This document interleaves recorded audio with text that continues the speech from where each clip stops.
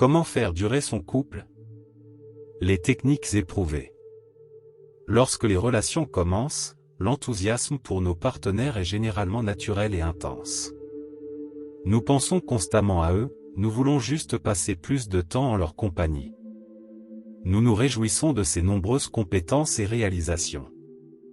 Mais cette phase précoce, de puissante admiration et de longueur, dure rarement. La colère détruit l'admiration. On explique souvent ce refroidissement comme un résultat inévitable d'une simple exposition. Mais vraisemblablement, les vraies raisons semblent plus complexes et plus psychologiques. Si nous cessons d'admirer, c'est principalement parce que nous sommes à un certain niveau en colère. La colère détruit l'admiration. Nous cessons d'aimer parce que nous grandissons inconsciemment dans diverses formes de colère non traitées. De souvenirs de certaines déceptions. Nous ne pouvons pas réjouir le partenaire parce que quelque part profondément à l'intérieur, nous sommes inhibés par des traces de souvenirs de certaines déceptions, de certains défauts, grands et petits, dont ils ont été coupables. Peut-être qu'ils nous ont causé d'immenses difficultés autour d'une délicate situation, et ne se sont jamais excusés. Ils ont peut-être réservé des vacances sans nous demander, et ont ensuite insisté sur le fait qu'ils n'avaient rien fait de mal. Toute infraction n'était pas par elle-même, nécessairement toujours particulièrement grave. Mais pris cumulativement, une succession de déceptions mineures, peut acquérir une capacité terrible pour atténuer et finalement détruire l'amour. Cependant, ce n'est pas le simple fait d'être laissé tomber qui compte beaucoup, le vrai problème survient quand il n'y a pas eu d'occasion de traiter notre déception. La déception est toxique. L'irritation n'est toxique que lorsqu'elle ne peut pas être discutée rapidement et en profondeur.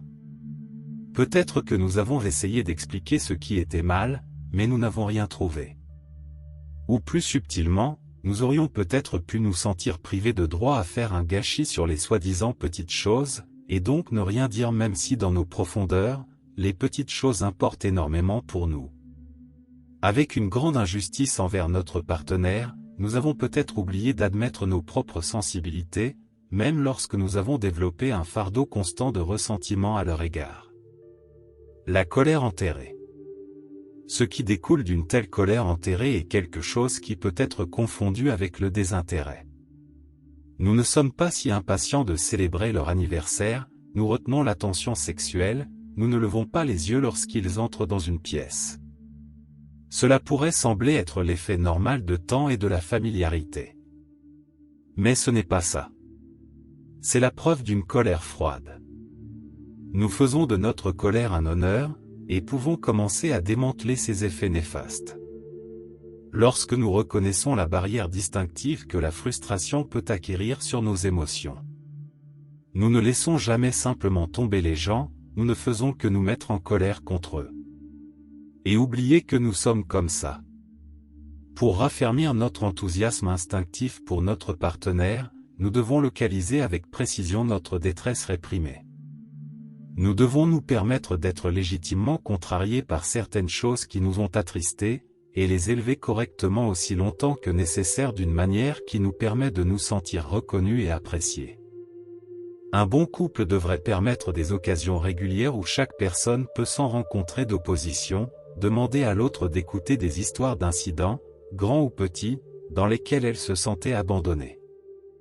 Il est évident que nous ne pouvons pas voir immédiatement pourquoi une chose donnée devrait être si importante pour notre partenaire. Mais ce n'est pas le point. L'objectif de l'exercice est simplement de faire savoir au partenaire que nous nous soucions de tout ce qui le préoccupe. Pour s'assurer que notre désir ne souffre jamais, ce type de rituel hygiénique pourrait se dérouler aussi souvent qu'une ou 2 fois par semaine.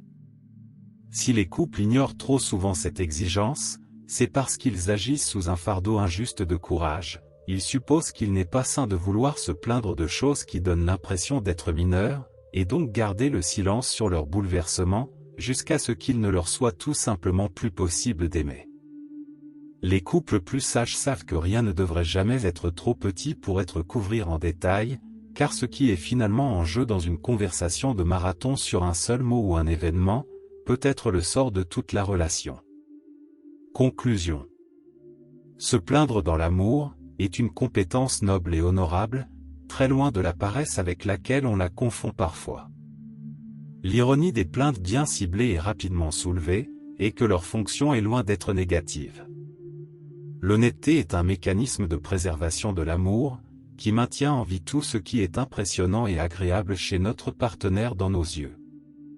En exprimant régulièrement nos petites douleurs et nos petites irritations, nous arrachons les barrages de la gorge de notre relation, et nous assurons ainsi que nous naviguons avec plus de joie et d'admiration, vers un avenir authentique et irrésistible.